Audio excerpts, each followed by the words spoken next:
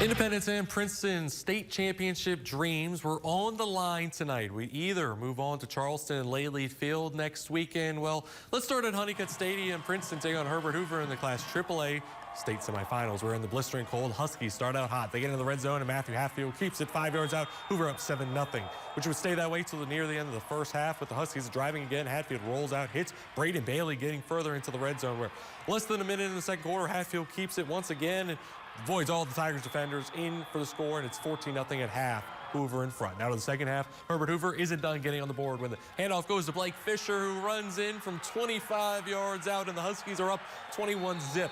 Not so fast as Princeton, as they have pulled off comebacks left and right all year and start to put one together here. Chance Barker launches deep downfield to Wyatt Klein, who somehow, someway hauls it in to get in the red zone, where the Tigers finally get on the board here. Daniel Jennings takes it in from a few yards out, and it's 21-6 after a missed PAT, but the Tigers keep on clawing at that lead.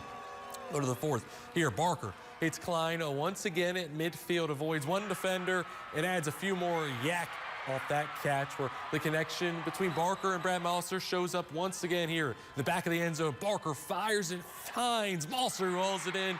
21-12 after another missed point after, but the Huskies weren't letting that comeback come alive. Here, Hatfield keeps it on the read option, avoids multiple would-be tacklers, and he'd end up dragged down inside the 5, where just a few plays later, Hatfield keeps it again on the ground and will squeak in for his third score on the day, as in the end, Princeton's magical season comes to an end, falling to Herbert Hoover by a final of 35-12.